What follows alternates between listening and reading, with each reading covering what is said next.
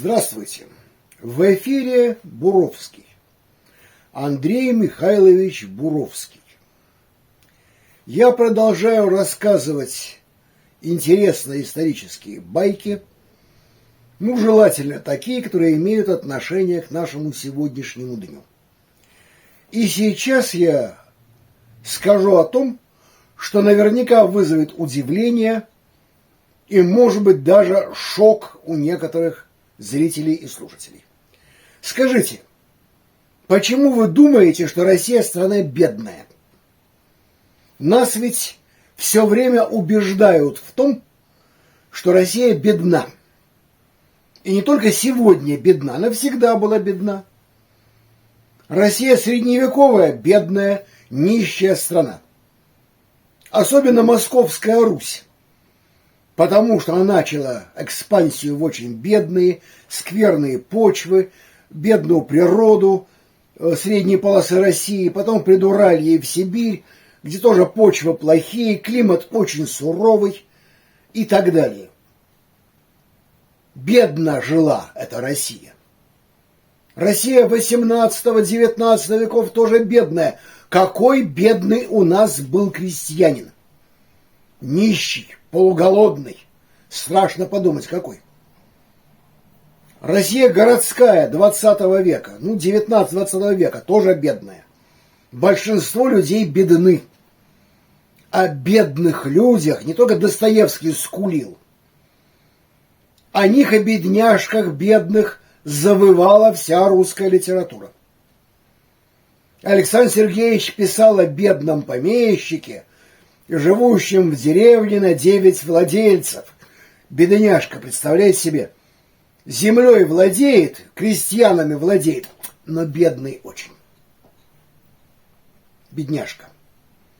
Мы считаем, что в советское время тоже все были очень бедные. Но очень-очень бедные. Мы и сейчас бедные. Есть кучка богачей, там сказочных богачей, которые все украли у народа, а основная часть народа в советское время была очень бедная и сейчас очень бедная. Наверное, я вызову удивление, даже возмущение людей, если скажу, мы очень богаты. Россия сказочно богатая страна. Опять же, стереотип классический. Недра богатые, земля огромная, богатая, а люди бедные. Помните графа Алексея Константиновича Толстого? Его классическая история России от Гостомысла до Тимашева. Когда пришли русские люди к варягам, земля у нас богата, порядка ж только нет. И в другом его стихотворении возражение Тютчева. Эти бедные селенья, эта бедная природа. Он возражает. Одарив весьма обильно Россию, быть богатою и сильной Господь повелел и повсеместно. Но чтоб падали селенья, чтобы люди пустовали, нам на это царь вселенной разрешение дал едва ли. Он протестует против поэтизации бедности.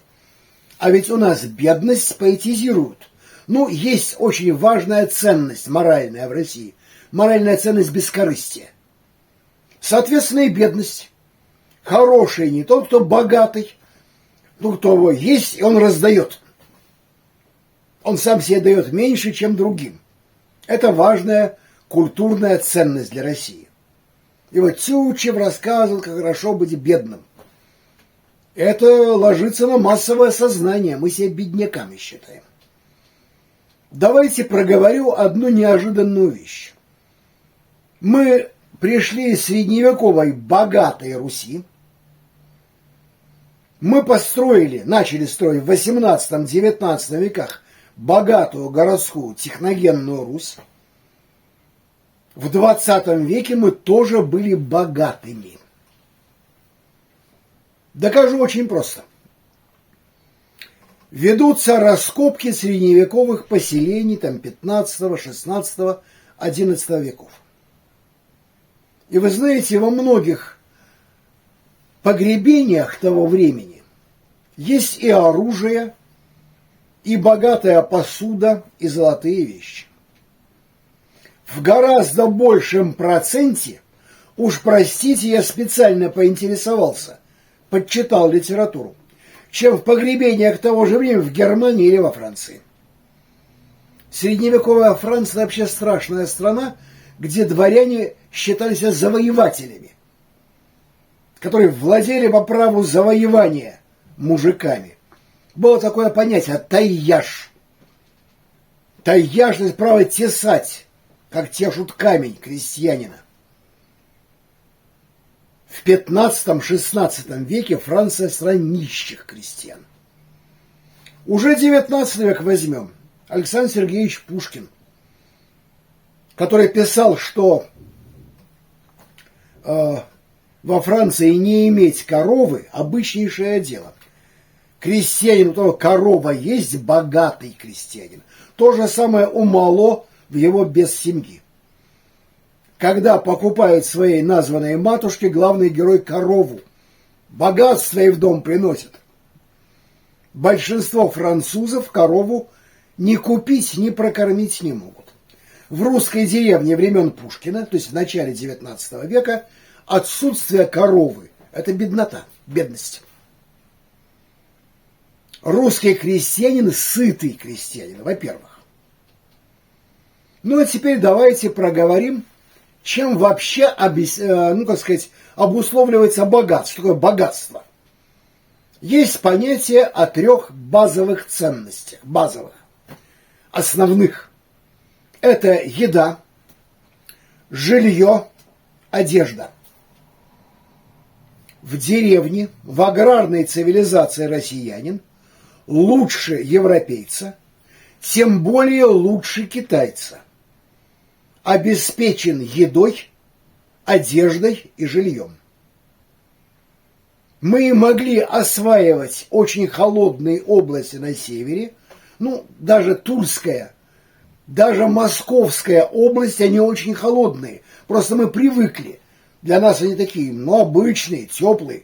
Холодный – это Архангельск, это Омск, это Восточная Сибирь. Ничего подобного. Средняя полоса России – холодный климат. Мы могли там жить и неплохо, потому что имели прекрасное жилье, большую избу с русской печью. Пойдите в Суздаль, поезжайте в Новгород. Там целые городки выставлены жилища крестьян. Посмотрите на эти крестьянские хоромы. Да поезжайте в деревню в Сибирь. Вот в Красноярском крае деревня Кекур, деревня Большая Мурта. В любое место, где сохранились избы XIX века. Да даже в Красноярске жилища людей небогатых. А там железные наличники. Там великолепно украшенный дом, причем большой и очень теплый. Такой теплый, хороший дом, как правило, не имел крестьянин ни в одной европейской стране. Имел, конечно, но где-нибудь в Норвегии, где по-другому не проживешь. Там были крестьянские хоромы. Часть крестьян и в Британии, и во Франции имели прекрасное жилье, но часть. Разделение крестьян было очень большим. Я бывал в фермерских домах Британии. И скажу вам, жалкое это зрелище. Это одновременно коровник, овчарня, все на свете. Дым выходит, там по-черному. В 19 веке поставили трубы, но не везде. И вместо печи очаг первобытный. Ах, какая романтика! Английский замок, а в нем очаг. Поживите в замке с очагом, а потом болтайте. Очаг тогда с одной стороны жарко, а с другой холодно. А отапливать спальни британцы не решались. Дорого. Уголек денег стоит. Дворянин английский, дворянин, не крестьянин, бедноват. В очаге горит даже хороший уголь антрацит, а в спальнях прохладненько. Почему они одевали, бедные британцы, теплые ночные рубашки, ночные колпаки? ужас полнейший. Полотняная рубаха необходим же, просыпаешься и разбиваешь лед в кувшине, чтобы умыться. Отсюда и закалка британца. Жить в этих условиях непросто. Да, мы очень избалованные, мы жирные, сытые, зажравшиеся. Как в Шерли-Мырле. Это есть много кушать, зажрались. У нас прекрасная обеспеченность жильем. У нас великолепная обеспеченность одеждой. Про еду молчу. Просто чтобы не говорить о грустном. Ах, французская кухня! Ах, она такая изысканная, изысканная! Ребятки, вы луковый суп кушали? Так вот, к вашему сведению, луковый суп готовится не на бульоне. Это современные зажравшиеся французы варят бульон. А вообще-то луковый суп – это лук, покрошенный вместе с репой, иногда с капустой и сваренный совершенно отдельно. Это овощной суп, постненький такой. Лягушек от хорошей жизни едят. Улиток от большого счастья едят, да? Я ведь не шучу, я серьезно говорю. Изысканная французская кухня – это попытка сожрать несъедобное. Или лягушачьи лапки, или эту самую улитку. Меня один наш эмигрант третьей волны в Париже, под Парижем, в Орсе, кормил улитками. Он был очень разочарован тому, что брал чесночный соус, бухал в эту улитку и делал вид, что мне вкусно. Героический эмигрант был очень разочарован. А вообще частенько блюют от французской кухни. Кстати, это касается и устриц, мидий, что от хорошей жизни моллюсков жрут. Русский человек занимал более высокое положение в пищевой цепочке. Он как-то больше говядинку и свининку наворачивал. И уж, по крайней мере, с хлебом было хорошо. Да, я помню, в России временами приходил голод, да. Уже в XIX веке был страшный голод 90-х годов, верно. Хотите разбираться в истории? Хотите знать то, о чем не пишут в учебниках и почти никогда не пишут в книгах? Хотите просто узнать много нового? Смотрите мои видео, читайте мои тексты на Кинескопе. Ссылка в описании к видео. Скажите, а когда последний гол был во Франции, вы знаете? А я вам открою тайну. Он был в 80-е годы 18 века, перед самой революцией. И до 200 тысяч людей умерло с голоду. После войн Наполеона французы стали сытее. Почему? Колонии появились. Хлебушек повезли от подыхающих с голоду туземцев в колониях. Угу. То же самое в Британии. Только в Британии очень большая социальная стратификация, то есть, попросту говоря, были жиревшие богатые и очень голодно живущие бедные. Джентльмен в Британии должен был тощим и стройным, ограничивать себя в еде и заниматься спортом. Прекрасно. Но в рабочих семьях до конца XIX века кормили главу семьи, он на работу идет, а остатки поджирали жена и дети.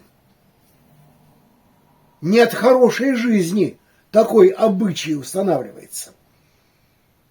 И ростом английский рабочий в конце 19-го, начале 20 веков был современную старшеклассницу. И то не со всякого. 1,65 м и даже 1,60 м. Это полуголодные люди. Россия кушала намного лучше британцев и французов. Мы богаче. Наконец, последний момент. Есть уже моя идея жилья. Трагедия нашей коллективизации, стремительная урбанизация и очередная народная байка. Тут целая серия баек. Умерло с голоду в 30-е годы огромное число людей. Да, это было. Скажите, а сколько людей умерло в Британии во время того же промышленного переворота? А как жили те, что бежали в города? Становились рабочими на фабриках. Так вот, в Британии в процентном отношении умерло втрое или вчетверо больше людей, чем в Советском Союзе в 1930-е годы. Так, мимоходом. Люди, бежавшие в Лондон и в другие крупные города, жили в чудовищных условиях. Города были не готовы к этому. Человек был лишен реального жилья. Сдавались не только комнаты и углы, сдавались койки, сдавались на срок, на несколько часов. Медсестра работала по ночам и спала днем, соответственно, койку ночью занимал другой человек, это одна койка в одной и той же комнате. Так жили англичане даже в начале 20 века. О качестве жилья молчу, это отдельный вопрос. Жилье в России, во-первых, лучшего качества, и даже знаменитые бараки времен Сталина, это же созревший плод опыта европейского. Что такое урбанизация 18 века? В России начала 20 века знали. Для рабочих строили, может быть, плохие, может быть, такие неудобные бараки. На 38 комнаток всего одна уборная. А в деревне на сколько комнаток одна была уборная, вы не помните? Ах, там и вообще не было. У Людмилы Гуро есть прекрасное описание, как ее привозят отец в свою первую семью в деревне. Какая-то местная женщина, красивая, но злая, ведет бедную девочку покакать за авин. Ой, да здесь же все видно. Да кто тебя видит-то? Шевелись чуковнее, то есть шевелись быстрее. И девочке приходится справить нужду прямо за авином. Уборных не было. Уборная барская выдумка. А на 38 комнат все-таки уборную ставили. И главное, бараки-то были теплые. В них же было комфортно. Да, ужасная слышимость и так далее. После крестьянской избы, где в каждом большой избе жило 3 поколения, и супружеские 2-3 пары, так, между прочим. И дети хорошо знали, откуда берутся братики и сестрички. После этого в бараках каждая семья имела отдельную комнату. Мы были лучше обеспечены жильем даже в 20-30-е годы, чем европейцы. Большинство европейцев. Просто, опять же, социальная стратификация, у кого-то много, у кого-то мало. Но что касается качества жилья, даже в современной Британии. Расскажу байку из своего опыта. Вот мы с моим сыном стоим и курим в 2 часа ночи. Возле дома, где он жил, в городе Ланкастер. Это на севере Англии. Метрах в 15 от нас дом. Многоквартирный дом, там живут разные люди. Мы курим, плывет туман, такая взвесь воздушная. То ли дождик, то называется, по-моему, дригл. Когда и не туман, и не дождь, это среднее. То есть очень британская погода, ноябрь месяц. И я слышу мерное постукивание. Стук, стук, стук. Такое костяное. Англия, 2 часа ночи. Ланкастер. Сынок, говорю я. Слушай, а ведь скоро из подвала дома полезут скелеты. Это же привидения местные. Папа, вечно ты со своей мистикой. Это просто у соседей, понимаешь, у них такая кровать с панцирной сеткой. Они это самое. Ну вот, разрушили мои мистические ожидания. Соседи занимаются любовью и стук, стук, стук. А слышно, как будто мы возле кровати стоим. Я рад за джентльмена и за его леди. Очень стойкие люди. Ни стона, ни вскрика, ни даже громкого дыхания. Молодцы ребята. Очень сдержанные. По-английски сдержанные. Потому что живут в таких условиях, чтобы не информировать всех соседей о том, чем они занимаются. Это маленькие наблюдения. Кстати, в сарае каменном под названием «Замок» я тоже бывал. Спасибо, так жить я не хочу. Итак, мы можем иметь меньшую денежную массу. Но ведь сами по себе деньги ничего не стоят. Мы до сих пор лучше обеспечены одеждой, жильем, а во многом и едой.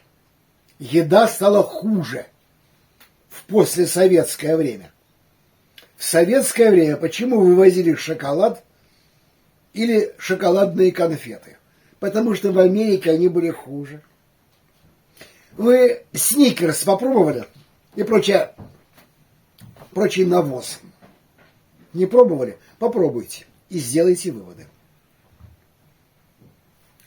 Конечно же, современный человек техногенной цивилизации имеет еще две очень большие необходимости, кроме трех базовых потребностей.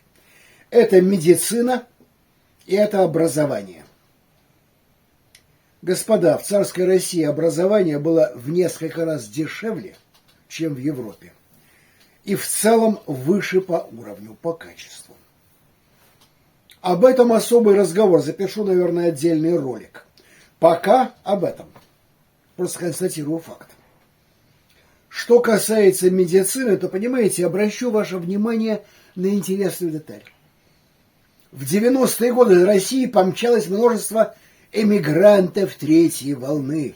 Они уезжали из проклятой Рашки, где жить невозможно, в прекрасную, богатую, замечательную Америку. Но знаете, что они делали перед отъездом? Они чинили зубы. Почему бы это, а? Америка же прекрасна, и там чудесно чинят зубы.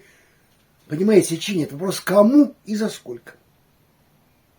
Большинство американцев очень плохо чинят зубы, а некоторые вообще не чинят. У них денег нет. Это даже сейчас. Тем более в 50-е, 60-е годы.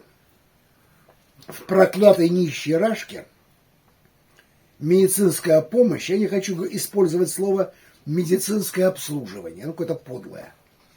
Медицинская помощь находится на более высоком уровне, чем в большинстве западных стран. И я могу доказать это с фактами в руках.